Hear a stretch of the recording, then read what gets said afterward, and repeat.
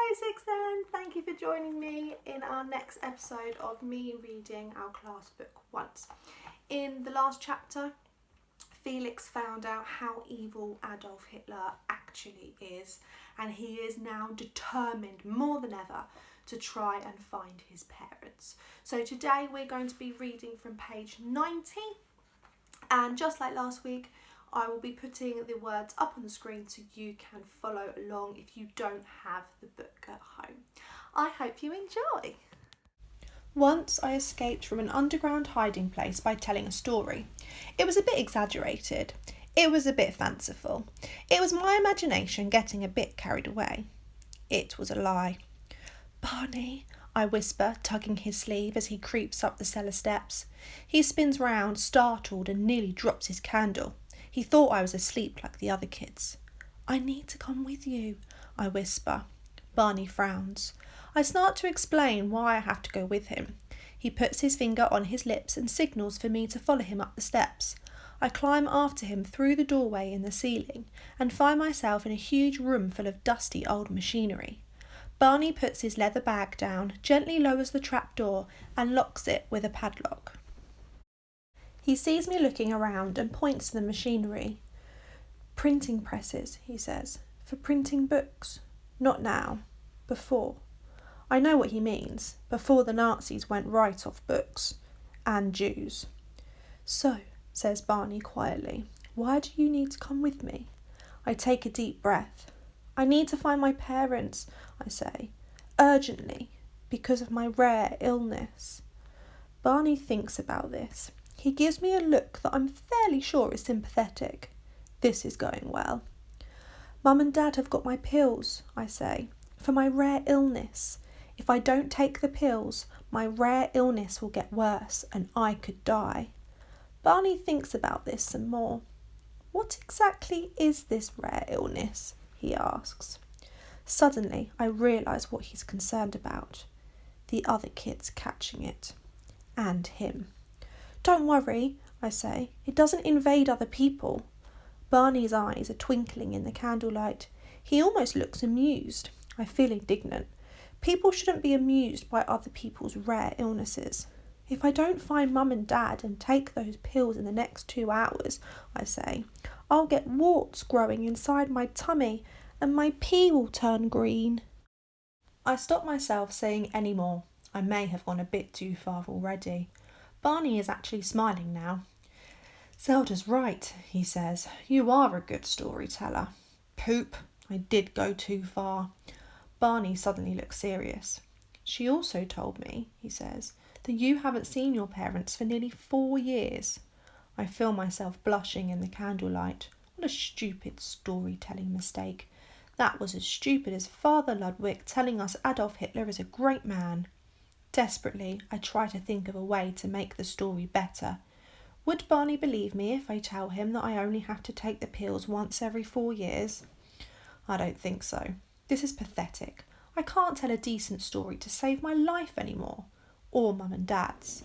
Barney puts his hand on my shoulder and I wait to be escorted back down into the cellar. But that doesn't happen. Barney hands me the candle, picks up his bag and steers me towards a big rusty door in the wall of the printing factory. "I'm glad you want to come with me, Felix," he says. "Why?" I say, surprised. Barney suddenly looks very serious. "I have to confess something," he says. "I read one of the stories in your notebook." I stare at him, stunned.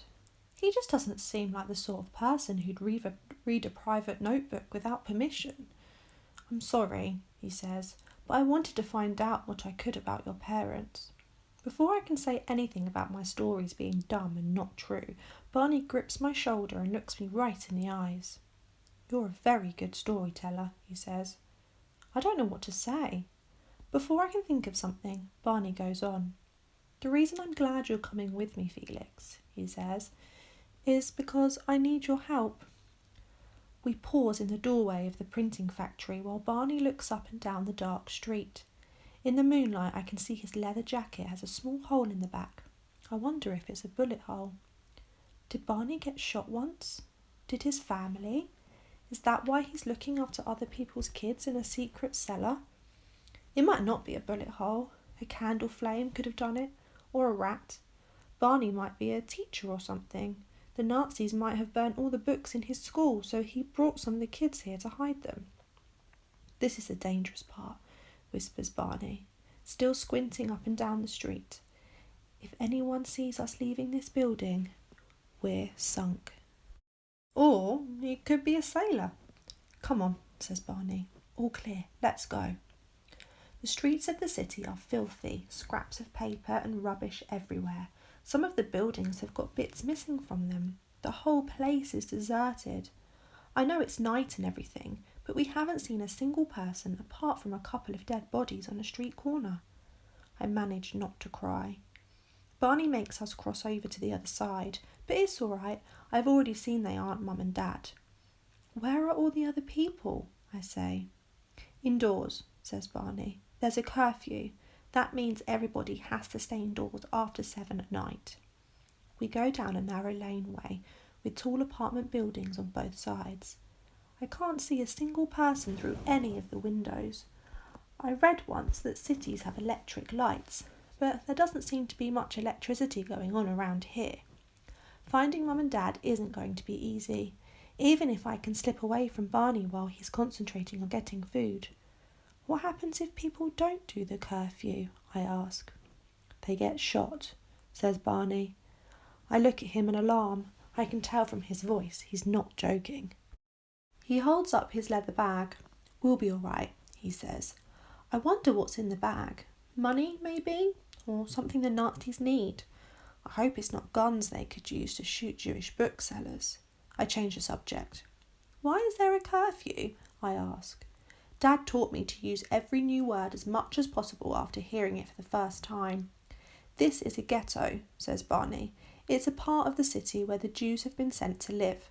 The Nazis make the rules here. I think about this. Barney knocks on a door, and while we wait, he turns to me with a serious expression. Felix, he says, you might not be able to find your parents. I know that's a hard thing to hear, but you might not. It is a hard thing to hear. Luckily, he's wrong. The Jewish people who've been brought to the city, I say, are they all in this ghetto? Or are there other ghetto curfew places as well?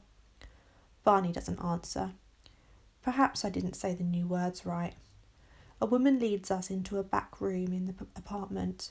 There are several people in the room, all wearing coats and all standing around a bed. The man lying on the bed is wearing a coat too, and holding his head and groaning. Lamp, please, says Barney. Somebody hands Barney an oil lamp.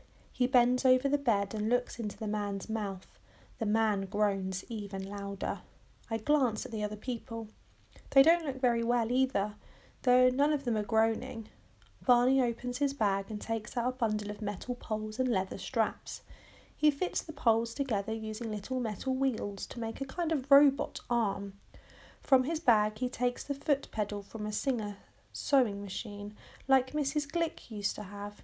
He connects the poles to the pedal with the leather straps. My imagination is in a frenzy. Is Barney going to show these people how to mend their clothes? Their coats are fairly ragged, or is this a machine he's invented that helps people grow food in their own homes? There are lots of damp patches on these walls, and these people do look very hungry. After all, this is 1942, so anything's possible. Salt water, says Barney. While a couple of the people get water from a bucket, Barney attaches a short needle to the end of the robot arm and pedals the sewing machine thing with his foot. The straps make the needles spin round very fast with a loud humming noise.